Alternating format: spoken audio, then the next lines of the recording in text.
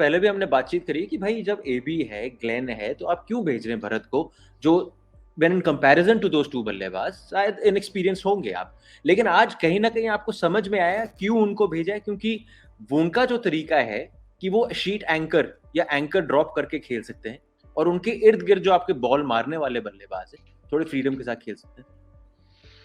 अर्जुन, नहीं, मुझे अभी भी नहीं समझ आया, क्योंकि आज का जो गेम है, जैसे मैंने तो जिक्र किया, वॉक इन द पार्क था, तो कुछ गेम में था नहीं। मानिए कि यही आप 150 की जगह 180-90 चेज कर रहे हैं, और जब जो सिचुएशन थी अच्छी थी, जब वो आए और वो अच्छा खेले, अगर वो अच्छा खेले हैं, आपके हिसाब से भी आंकड़े भी देखे आपने, 30 गेंदें खेली, 40 रन बनाए,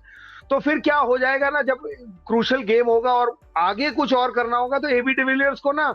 उतना टाइम नहीं मिलेगा, और खाली कि उनको बल्कि और टाइम चाहिए,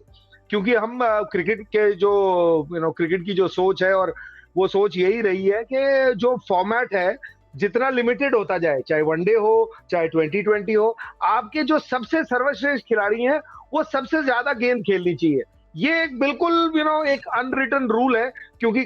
क्रिकेट में छोड़िए, किसी भी खेल में अगर आप कंपटीशन कर रहे हैं, तो आपको अगर लिमिटेड चीज है तो आप उसमें सबसे ज्यादा निकालना चाहते हैं, क्योंकि आज तो कोई प्रेशर नहीं था।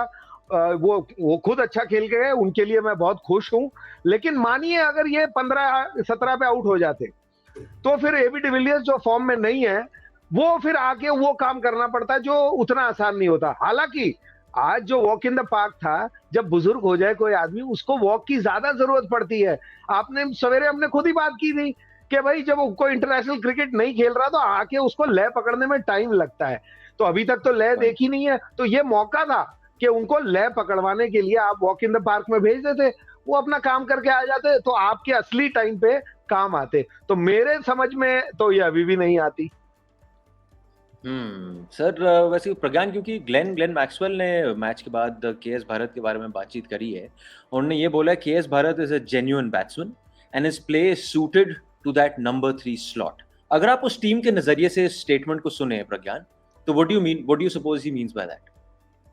उनका मतलब ये है कि इनकी जो पारी आप देखें ना, डोमेस्टिक क्रिकेट में ये लंबी पारी खेलते हैं। इनको पता है कि कैसे इनिंग्स बिल्ड करना होता है। तो जब आप इनिंग्स बिल्ड की बात कर रहे हैं,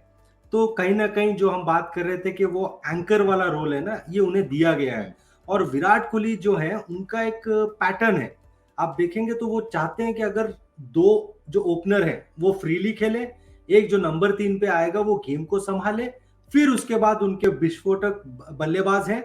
फिर बाद में वो देखेंगे जो होता है उसके हिसाब से जाएंगे। डैनियल क्रिस्टन है, फिर सावबाज है, तो इनको थोड़ा सा नीचे रखा हुआ है। लेकिन अगर आप देखें तो यही दर्शाता है इनके बातों से कि वो चाहते हैं कि एक ऐसा बैट्समैन टॉप ऑर्डर में हो जो गेम को एंकर करे और एक फ्रीडम दे एबी डिविलियर्स और मैक्सवेल को, वो खुल के खेलने का, विकेट बचाने का डर ना रहे, क्योंकि एक एंड से ये विकेट बचाएंगे।